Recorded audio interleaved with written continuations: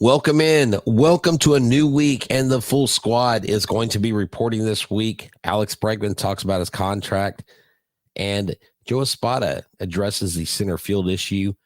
And we're going to talk about Alex Bregman. What is he talking about when it comes to his contract extension and how he feels going into the season? Let's talk about this on today's Locked On Astros.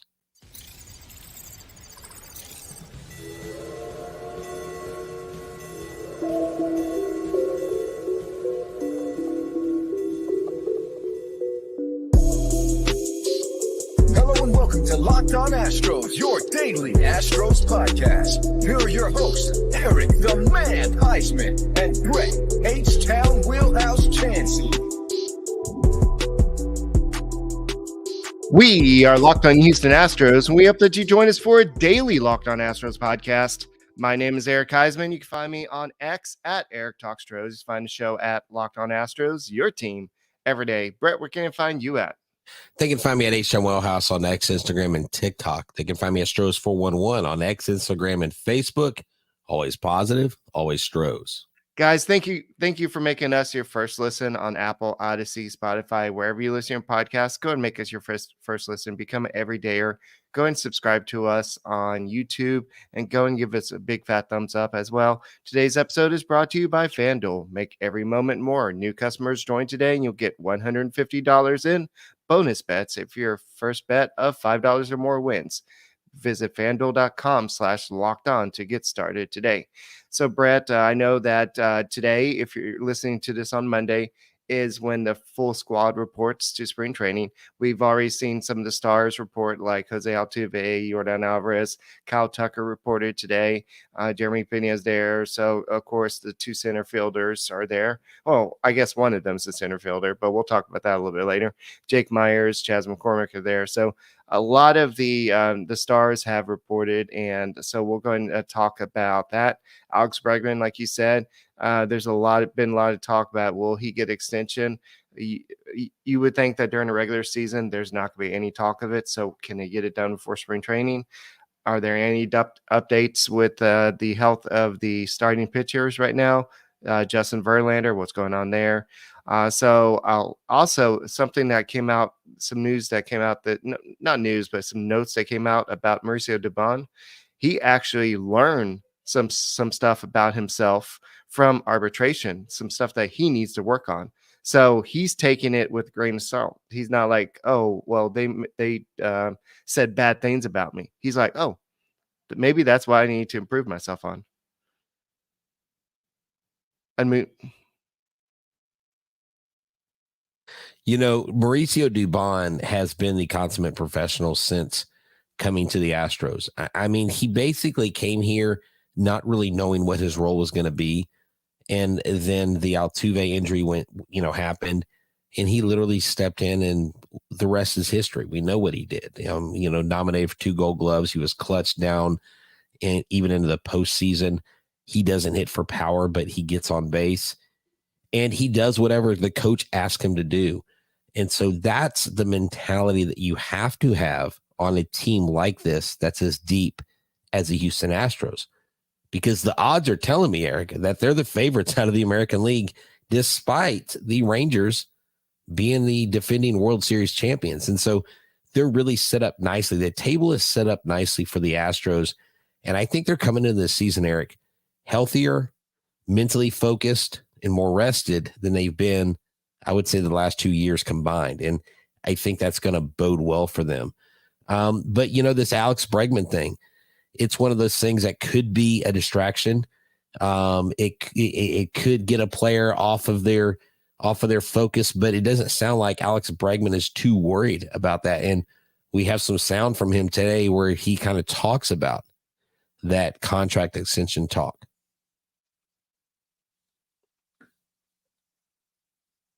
Dana Brown said last week they're going to make you a contract offer. Where does that stand? And do you have any timelines as far as wanting to get that done before the start of the season? I mean, we're listening to everything that the team has to say, and just letting Scott and the Astros do that together and handle that for me, so that way I could be fully focused on baseball, my teammates, winning, and the things that I love to do, playing ball for this great city. a lot of angst amongst fans. I'm sure you you're on social media. You must Yeah. get it. So No. I've absolutely loved every single second here.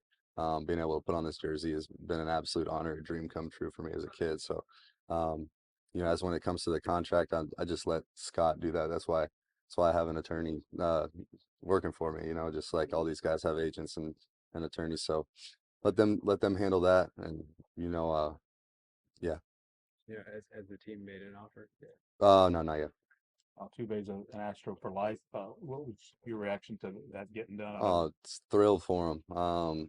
I think we all know that there's gonna be a statue outside of Minute Maid Park when he's done. I think he's the best player to ever put on this uniform. He's got 5 more years left to go too. So, and that's how I mean.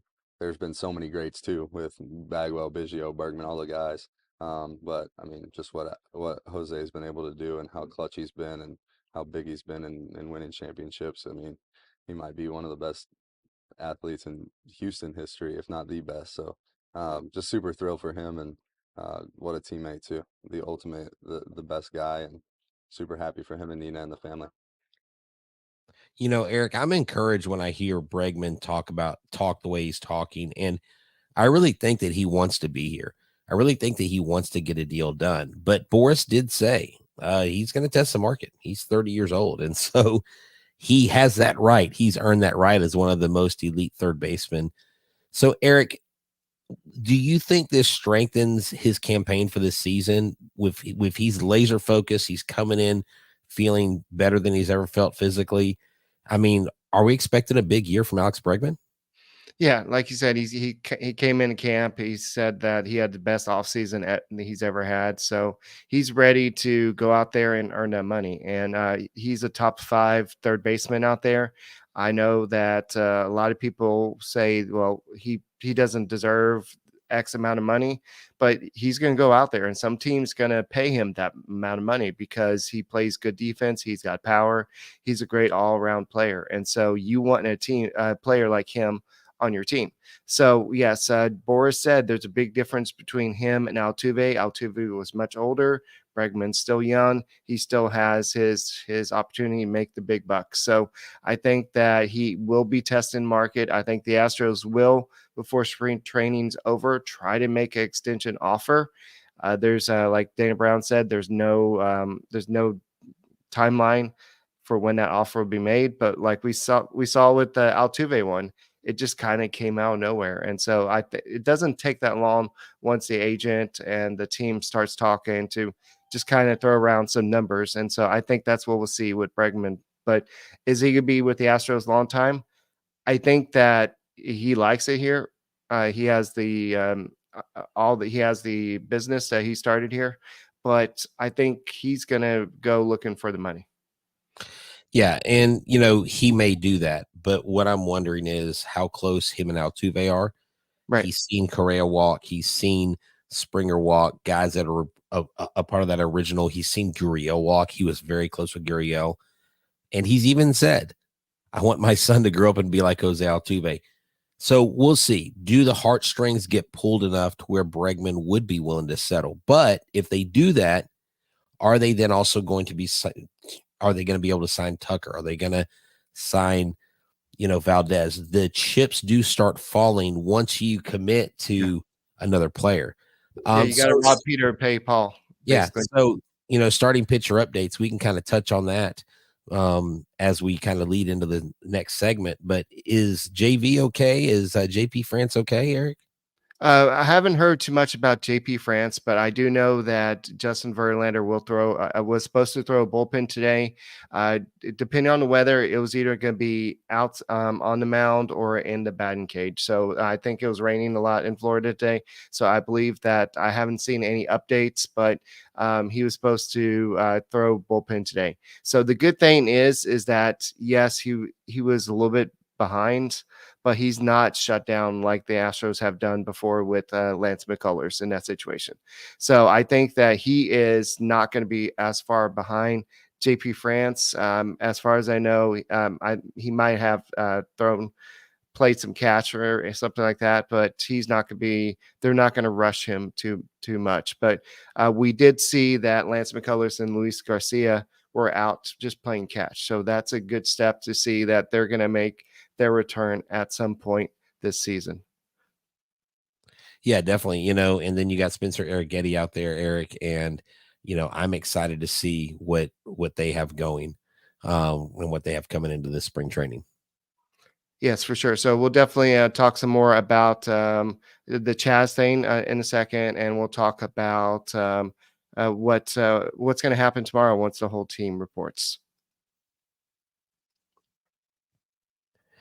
Hey, y'all, this episode is brought to you by eBay Motors. That's right. eBay Motors is here because you have passion, you have drive and patience, and what brings home the winning trophy is also what keeps your ride or die alive. eBay Motors has everything you need to maintain your vehicle and level it up to peak performance, from superchargers, roof racks, exhaust kits, LED headlights, and so much more. Whether you're into speed, power, or style, eBay Motors has got you covered. With over 122 million parts, I said that correctly, 122 million parts for your number one ride or die, you'll always find exactly what you're looking for. And with eBay Guaranteed Fit, your part is guaranteed to fit your ride every time or your money back. Because with eBay Motors, you're burning rubber, not cash. With all the parts you'll need at the prices you want, it's easy to turn your car into the MVP and bring home that win, like a World Series championship for the Astros. Keep your ride or die alive at ebaymotors.com. Eligible items only, exclusions to apply. eBay Guaranteed Fit is only available to U.S. customers.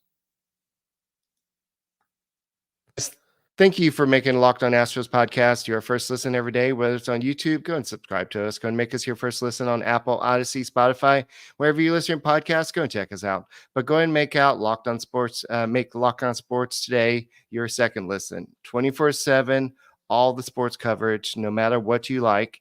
Baseball, basketball, football, it's all there 24/7. Locked On Sports Today, and go ahead and check them out. Hey, Brett, real quick, I do want to kind of throw this out. This is a lady I met when I was a season ticket holder. Her name is Donna Hopkins.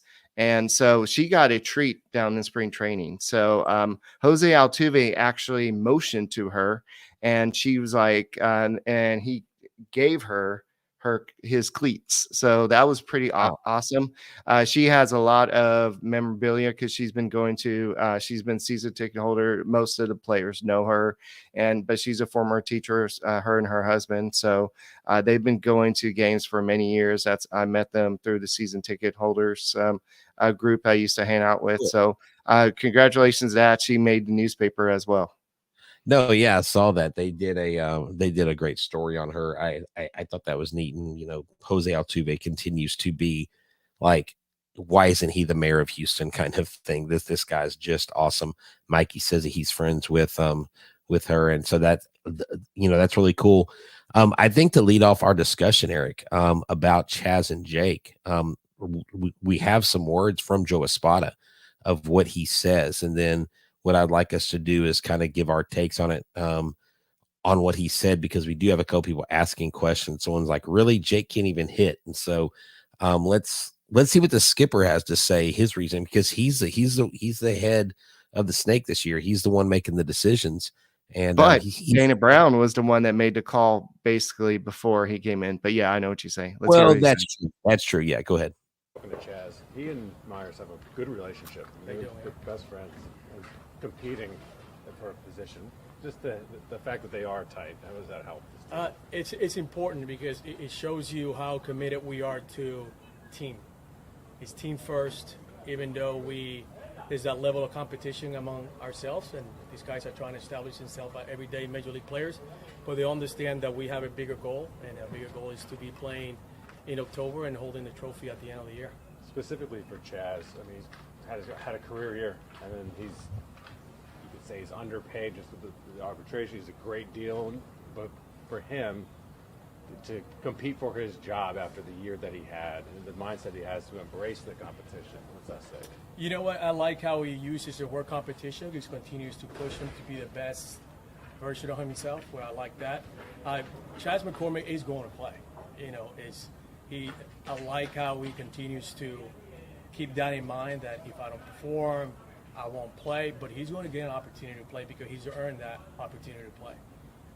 He's a good player, and he's shown that he can play at the major league level every day, and he's going to get that opportunity. And same thing with Jake. I think Jake has a ton of potential, and he just needs some confidence, and which he has, and from the coaching staff, and he's also going to get an opportunity to play. I do like the fact that when he answers a question, it's very direct. It's about what the question was, and it doesn't like answer it, then go through this whole little thing, then gets back to the same answer. So, And but he doesn't quote HIPAA laws. He doesn't. I'm sorry. He's not nonsensical. And right. I think that's the point you're making. And Yeah. Eric, that's the feeling I got when I got to interview him at the TriStar show was, and he looks you in the eye when he's talking to you. I love that.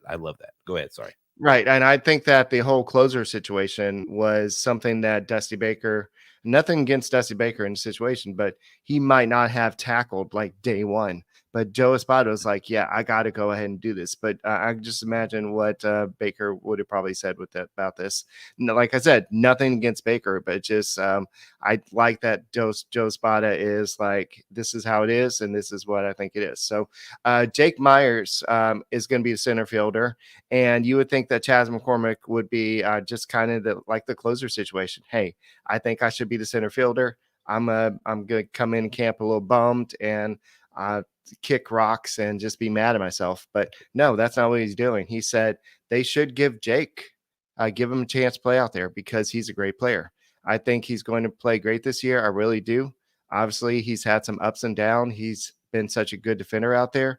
I've seen him hit before. I've seen him be a really good hitter. And I'm happy they're giving him a chance because they should. So basically, Chas McCormick is saying Jake Meyers should be given a chance to be your center fielder. And, that takes a lot because Chas put a lot of time and effort. I mean, going back to the great catch in Philly, the infamous catch. I mean, that inning could have unraveled many different ways. And that was really one of them right there. Castellanos almost broke the hearts of Astros fans in that game, and no telling what would have happened after that. Right. It's still, and, the reporter said, yeah, but, Jake lost the position and Chas earned it. And like, kind of what's the deal? And like you said, he just went right back at him and he didn't mince words. And that is, to me, why it was so good that we hired him in-house and not somebody else. Because if someone else had come in like Ron Washington or someone like that, even a well-respected manager type, maybe Bruce Bochy is the only guy that I would have confidence to answer those questions competently outside of Joe Espada. But I think anybody else, because you don't know the temperature of the clubhouse. And even then, Bochy doesn't really know the temperature of the clubhouse. And it's a culture that has been created that he's been a part of molding. So I'm so excited for Joe Espada. I couldn't be more excited for our head coach. And I don't think he's going to have a hard time making these tough decisions. Jake Meyers was one of the first position players to report to camp, and he says, I'm excited for the opportunity. I feel like I put the work in, not even over the season, but in the course of my career for this, and I'm just excited they're giving me the opportunity. I'm ready to go. And this is what McCormick said about both of them. He said they should believe in us. And when talking about the fans and the clubs and everybody. So I think that if you're looking on what he has to do, Meyers, he said that's just a focus on hitting the ball hard with good direction, and things like that will happen. It's just the simple things that I know will turn in better results on the field, and just try and focus on that rather than just trying to create results or create something. So basically, he's just going to go out there and just try to focus on being a better average hitter and go out there and just hit for better average exit velocity. So that's some things he's going to focus on. Yeah, and that's really all you can do.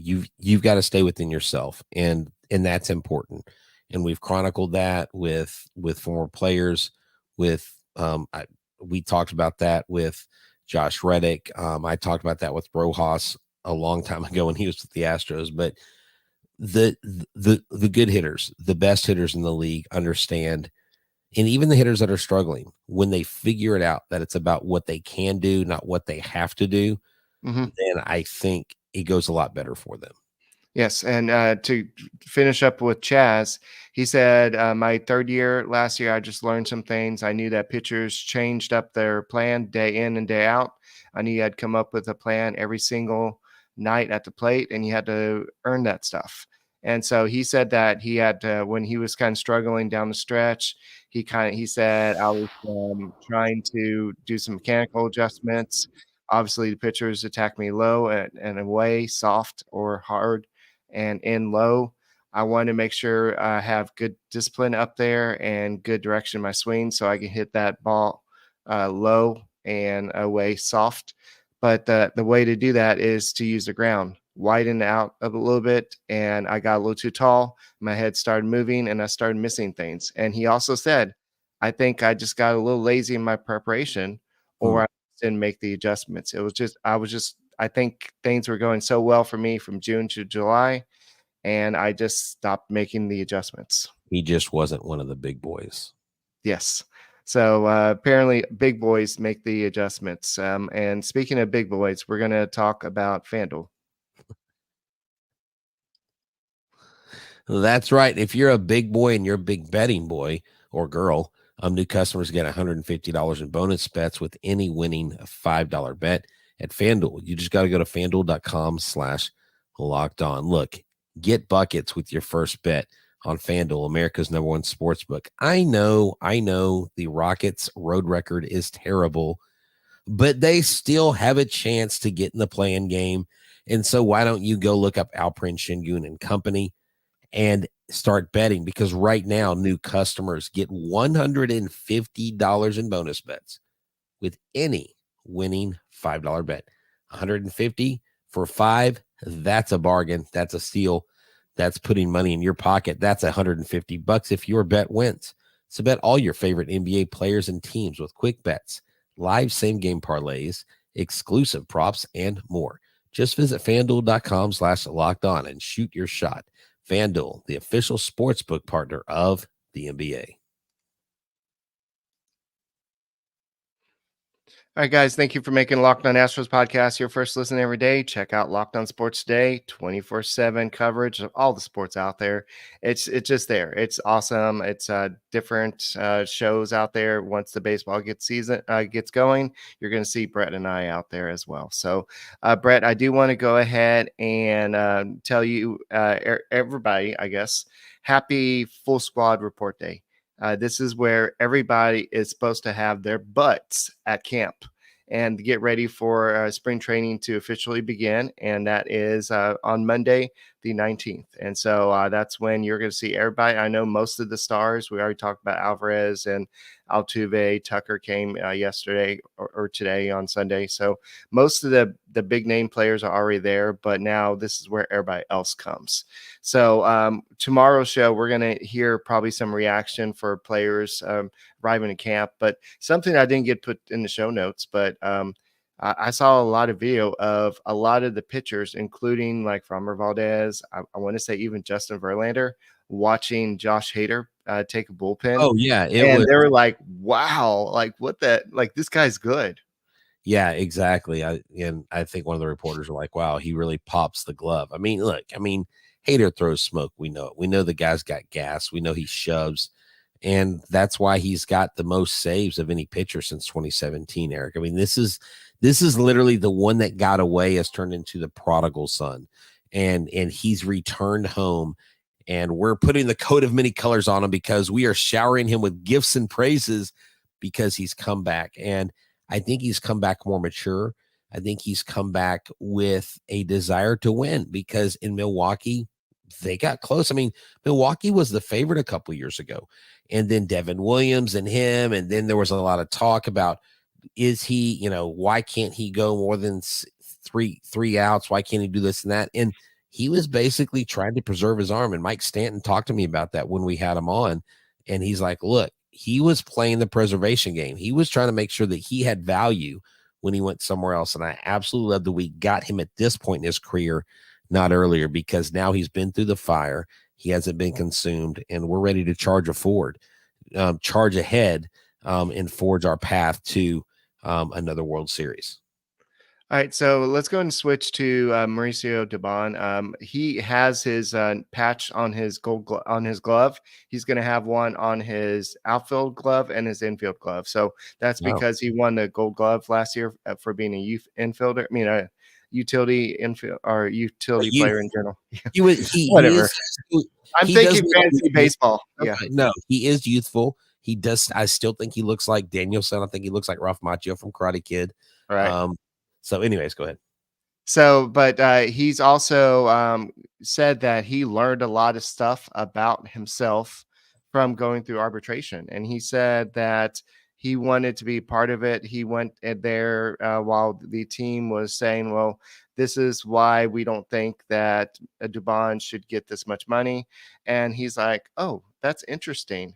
And so it just was he said it was an interesting experience, but it was a fun one too. It was just interesting because they point out all the wrong stuff you do. So I take it as that. Okay, now I can look at it as that, and I can become a better player by looking at that. So I know as teachers, we get observations and we have to do the t-test and everything, and they give us feedback. And so we try to become better teachers by doing that. So that's just basically the same thing that's going on here. It's just taking the feedback and becoming a better player. And so that's what he's saying here. He said, when the season's happening, you feel like you're going through a lot of stuff towards the end. You see what's going on. I felt like I could have done a lot better than what I did last year, though it was one of my best years I've had. And so he thinks that it's proof that the work I've been putting in is paying off. And so we'll see how much it does this week. No, yeah, definitely. And he said that he recalled once taking the glove from former Giants teammate Brandon Crawford, who won 4 Gold Gloves. And he said, I actually still have the patch. And he said, so hopefully I'll get to send him one of mine. So that was something that he remembered being with the Giants, that Brandon Crawford had given him one of his gold patches. And so now he likes to return the favor. But that is a great perspective, because we've heard again from Mike Stanton that, it's a process where the team tells you, hey, you're really not that good. And we all saw what happened with Corbin in Milwaukee, where he basically said, yeah, they told me I was the reason why we lost in the playoffs that year. I was like, wow, that's brutal to hear that. But I think that the Houston Astros have a lot going forward for them in this season. Altuve's got some thoughts, and I don't know if we have time to play his clip. Yeah, go ahead. All right. Played on the infield with Bregman one time.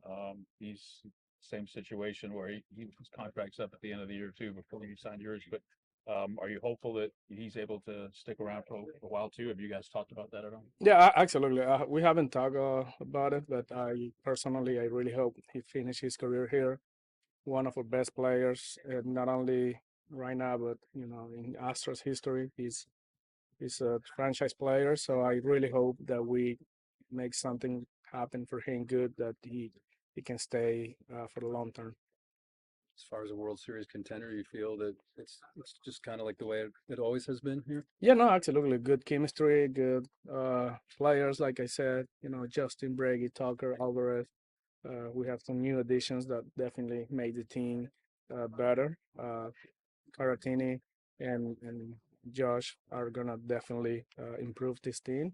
So really happy about that, and I feel like we are a good contender.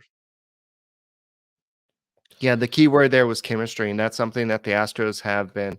That's kind of been one of their key points, especially throughout the whole scandal, everything that's gone on. They've had to have that team chemistry to kind of come together and go out there to win. And so I think that that's a big key to the Astros winning. And keeping Bregman around would help, but and replacing the third baseman, it's a little bit harder than replacing the outfielder. So I think they're going to take that in consideration. But it's just good to hear that he thinks that this team's still a winner. But at the same time, they can't have the Mookie Betts mentality right now where it's like, well, every team that comes and plays us, it's their World Series. We got this. Right. And so you got to go out there expecting that every team's going to come in there trying to beat you, and you've got to be ready. So on the next episode, we're going to go ahead and talk about anything that came out from the first squad, full squad workout. And Forrest Whitley, what did he have to say about adjusting to the bullpen?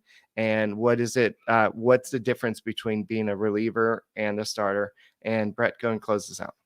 Yeah, this has been a great show, and we're excited because we are getting started on a fresh season, on a new season, and we are going to be relentless just like the Houston Astros. So for myself and Eric Huysman, this has been another great edition of Locked On Astros. Make sure you hit that like button, subscribe to our YouTube channel, and tell your friends about us because we need more listeners, more followers like you, the real MVPs. So as we say, Eric. Go Stros, and Dylan Coleman once struck out Alvarez with a 100-mile-per-hour fastball. Just chew on that.